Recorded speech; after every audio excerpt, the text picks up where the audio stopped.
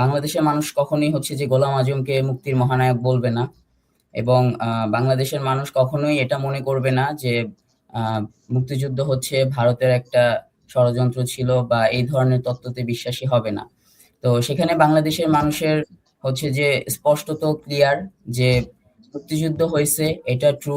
মুক্তিযুদ্ধ আমাদের আহ স্বাধীনতার একটা যুদ্ধ ছিল, এটা ট্রু। তো এই জায়গাগুলোতে হচ্ছে যে আমার মনে হয় যে জামাত ইসলাম থেকে শুরু করে সবারই আরো স্ট্যান্ড গুলো আরো ক্লিয়ার হওয়া দরকার। এবং আমার বন্ধু হচ্ছে যে ইব্রাহিম বলেছেন যে ছাত্র শিবির হচ্ছে মুক্তিযুদ্ধ পরবর্তী সময়ে এসে গঠিত হয় একটা আহ ছাত্র সংগঠন। তো সেক্ষেত্রে হচ্ছে যে আমি যতটুকু জানি যে ছাত্র সংঘ এবং জামাত ইসলামের যে মুক্তিযুদ্ধের সময় ভূমিকা ছিল, সেটা স্পষ্টত নেতিবাচক। এন্ড এতে কোনো প্রকার কোনো সন্দেহ নাই যে জামাত ইসলাম এবং ছাত্র সংঘ, তাদের যেই মানে স্টুডেন্ট উইংটা ছিল জামাত ইসলামের, সেটা নেতিবাচক ছিল। এবং পরবর্তীতে হচ্ছে ছাত্র সংঘ বিলুপ্ত হয়ে ছাত্র শিবির হচ্ছে যে আহ ৭৭-এর দিকে মেবি গঠিত হয়। আই এম নট শিওর ৭৪ বা ৭৭ এদিকে গঠিত হয়। তো সেই জায়গা থেকে আর কি বাংলাদেশের মানুষের অবস্থান আমি মনে করি যে পরিষ্কার করতে পেরেছি। বাংলাদেশের মানুষের অবস্থান সবসময় এদেশের মানুষের পক্ষে, এদেশের স্বাধীনতার পক্ষে। তো এই জায়গাগুলোতে আমি মনে করি যে আর একটু ক্লিয়ার হওয়া দরকার। নিশ্চয়ই আমরা আমিনুল ইসলাম জীবন, আপনি খুব স্পষ্ট করে বলেছেন। আমরা আপনাদের এই পদটি নিয়ে আর একটু স্পষ্ট হতে চাই, ফলে আর কিছু প্রশ্ন আমাদের আছে। আমরা আবারও ইব্রাহিম বিন ইসলাম আপনার কাছে আসছি। আসলে ছাত্র সংসদে যে এই খুবই গুরুত্বপূর্ণ পদ, আমি নিজেও মনে করি যে মুক্তিযুদ্ধ ও গণতান্ত্রিক আন্দোলন বিষয়ক সম্পাদক যেটি, আমাদের বাংলাদেশে তো বিভিন্ন গণতান্ত্রিক আন্দোলন ছাত্রদের খুবই সক্রিয় ভূমিকা, এবং তারাই মূলত আন্দোলনগুলোতে নেতৃত্ব দিয়েছে বরাবরই। এবারের যে আন্দোলন, সেই আন্দোলনের ক্ষেত্রে আমরা দেখেছি।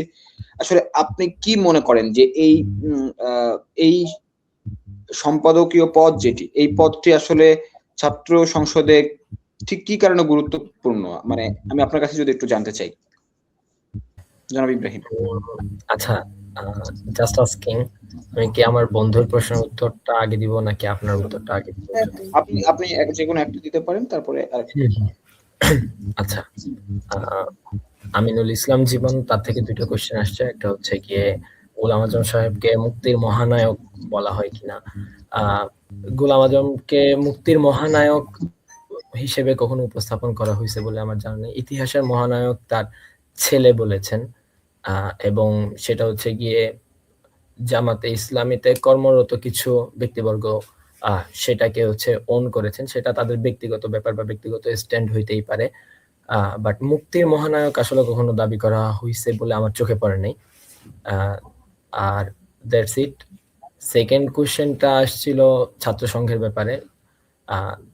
ছাত্র শিবির আসলে ছাত্র সংঘ ভেঙে গঠিত হয়েছে, এই ধারণাটা আসলে ভুল। পূর্ব পাকিস্তান ইসলামী ছাত্র সংঘ মুক্তিযুদ্ধের পরবর্তীতে তাদের সকল কার্যক্রম স্থগিত হয়ে যায়, যেরকমটা আমরা, যদি আসলে ইতিহাসের ধারাটা সেম না, গণতান্ত্রিক ছাত্র শক্তি যেরকম 5 আগস্টের পরবর্তীতে নিজেদের সকল কার্যক্রম ঘোষণা দিয়ে স্থগিত করে ফেলছে, ছাত্র সংঘের কার্যক্রম ঘোষণা দিয়ে স্থগিত না হইলেও স্থগিত হয়ে গেছিল। এবং মুক্তিযুদ্ধের 6 বছর পর 1977 সালে বাংলাদেশ ইসলামী ছাত্র শিবির গঠিত হয়েছে, এবং সেটা কোন একটা দল ভেঙে আরেকটা দল গঠিত হয়েছে, বা রিসেন্টলি যেভাবে গণতান্ত্রিক ছাত্র সংসদ নিজেদের নাম পরিবর্তন করে জাতীয় ছাত্র শক্তিতে রূপান্তরিত হয়েছে, এরকম কোনো ঘটনা আসলে সেই জায়গায় ঘটে নাই। তো এই জায়গায় আমি মনে করি আমরা আমাদের অবস্থান ক্লিয়ার করতে পারি। সেকেন্ডলি, আপনার পক্ষ থেকে যে কোশ্চেনটা আসছে যে এই পদটাকে আমি কেন সিগনিফিকেন্ট মনে করি, মুক্তিযুদ্ধ, আমি আসলে আমাদের বিশ্ববিদ্যালয়ের আগে যে 5টা বিশ্ববিদ্যালয়ে ছাত্র সংসদ নির্বাচন হয়েছে, আমি সেগুলোর ইশতেহারগুলো একটু খেয়াল করলাম। দেখছি আসলে 5টা বিশ্ববিদ্যালয়ে আসলে মুক্তিযুদ্ধের ইতিহাস আছে, কিন্তু আমরা আসলে মুক্তিযুদ্ধ পরবর্তী প্রজন্মে গঠিত হওয়া একটা বিশ্ববিদ্যালয়। এই কারণে আমাদের বিশ্ববিদ্যালয়ে আলাদা করে স্পেসিফিক্যালি কোনো ইতিহাস নেই। তো বাংলাদেশের মুক্তিযুদ্ধের ইতিহাস যেটা, সেটা ধারণ করাই হবে আমাদের কাজ। এটার জন্য আমি একাডেমিক্যালি উদ্যোগ যেগুলো নিব সেগুলো আমি অলরেডি বলেছি।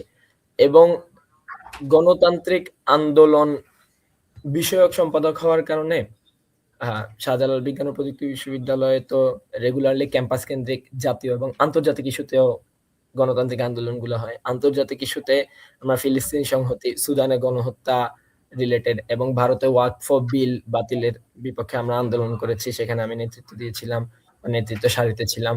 জাতীয় ইস্যুতে আন্দোলনগুলো হয়েছে বাংলাদেশের সীমান্ত হত্যা, ভারতের সাথে বাংলাদেশের যে সীমান্ত আছে সেই জায়গায় হত্যাকাণ্ডের বিরুদ্ধে, বা অন্যান্য মাইলস্টোন কলেজে যখন বিমান বিধ্বস্ত হয়েছে সেগুলোর সে সময় মানববন্ধন করা, এই জায়গাগুলোতে আসলে আমি অবদান রেখেছি, আমি কথা বলেছি জাতীয় ইস্যুতে। ক্যাম্পাস কেন্দ্রিক যেসব আন্দোলন সংগ্রামগুলো আছে, যেমন বহিষ্কার নাটক করা, গত সম্ভবত আগস্ট সেপ্টেম্বরের দিকে আমাদের বিশ্ববিদ্যালয় প্রশাসন খুবই অযৌক্তিকভাবে আত্মপক্ষ সমর্থনের সুযোগ না দিয়ে বহিষ্কার এর ঘটনা আমরা দেখেছি। সেই জায়গায় আমরা ভয়েস রেজ করেছি, সাক্ষ্য আদায়ের দাবিতে আমরা ভয়েস রেজ করেছি। তো এই জায়গাগুলোতে আসলে গণতান্ত্রিক আন্দোলন যেহেতু আমাদের বিশ্ববিদ্যালয়ে প্রায় রেগুলারলি হয়, তো এই জায়গায় আমার কাছে মনে হয় শিক্ষার্থীদের যৌক্তিক দাবিগুলো আসলে প্রশাসনের কাছে উপস্থাপন করার জন্য আমার যেই পদটা সেটা আসলে খুবই সিগনিফিকেন্ট।